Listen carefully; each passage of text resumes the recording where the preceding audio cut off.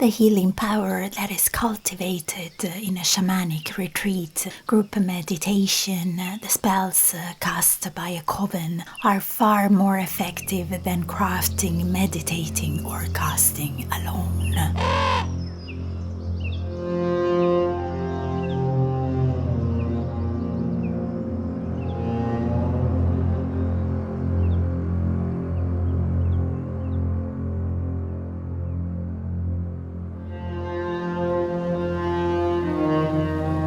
This theory is based on what people call the ripple effect. This quote to my ears feels as crowded as the idea of chasing after my senses. In a room full of people where somebody is literally showing me that connecting to my senses, connecting to my craft, connecting to my abilities is actually optional. The only ripple effect I have experienced in meditation, shamanic groups or covens is me picking up this person's energy and that person's energy, that object's energy they chose to place in the room, the words they chose, the place they chose, and I ended up being bombarded by all those, and all I can recall from those experiences is just noise. A very distressful noise. I have always thought that shamanic healing and magical works are meant to be simple, natural, and effortless, where solitude truly translates in economy of mental energy, focus, and clarity. The Norse gods in the land up here taught me the power of withdrawal, where every element aiming at binding the mind and body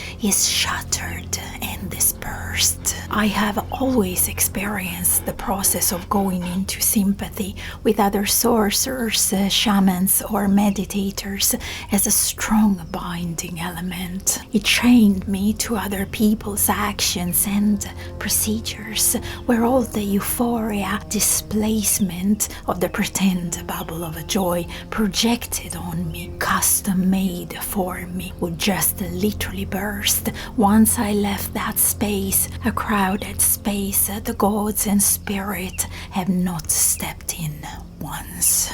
I have wondered for many years why the gods were never there, until I met solitude up here in northern Norway and saw with my eyes we are not meant to be the receivers, we are meant to be the source. Trees are not the receivers in a blizzard, they are the main singers. Reindeer was not an audience gathering under the Northern Lights show in the vastness of the tundra, they were the wild dancers of that show. I remember some fine words from a poem by William Wordsworth. I wandered lonely as a cloud.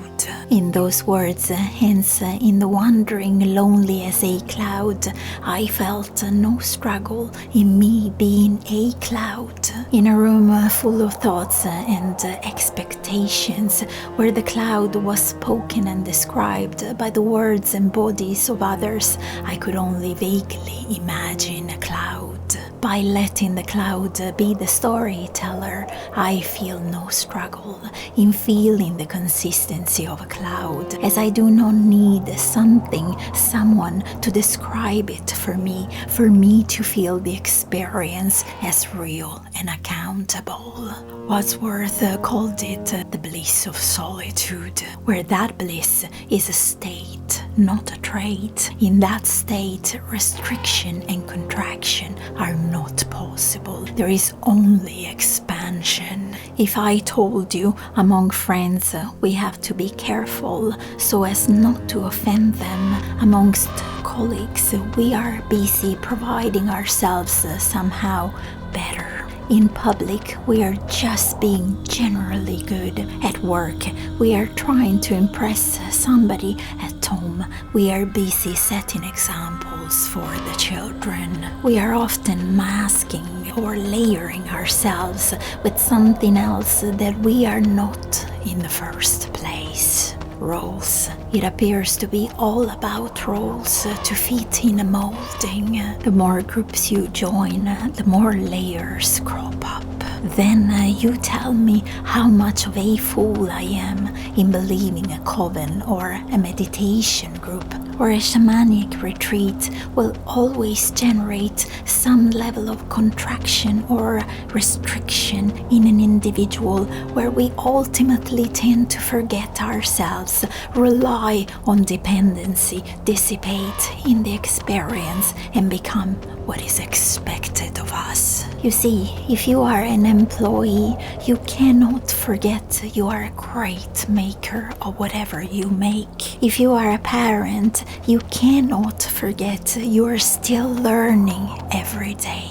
The gods I met in the solitude of my lands showed me how in solitude I do not have to choose one thing over another. I do not have to worry about being just one thing and feeling bad for neglecting the others. In solitude, we define the experience. We do not let the experience define us. You see, I can only talk for the life I live, and the grounds that I walk up here are barren, where you get given one chance, the chance to rely on yourself. The gods sing one yoik, the yoik of self-reliance. You can either be crushed under the pressure of its high-pitched notes or learn to sing with it, tough and impenetrable, where nothing can dent the real nature of you. The line between escaping and seeking solitude is a very fine line, though, so make sure solitude is not yet another act to perform. You see, both spirituality and witchcraft are nothing but the process of homecoming. This process is inevitable and irreversible. We can choose to be the drop that merges into the ocean, or stay in the shallows, letting someone else tell us how to be a drop, and in a soft voice describe us the way back to the ocean. I find whatever or whoever wants us to lose the ability to be that drop rather bizarre. You see, that unique identity you are deserves to be lived as real and accountable. And remember, you got given that identity when no one was around you.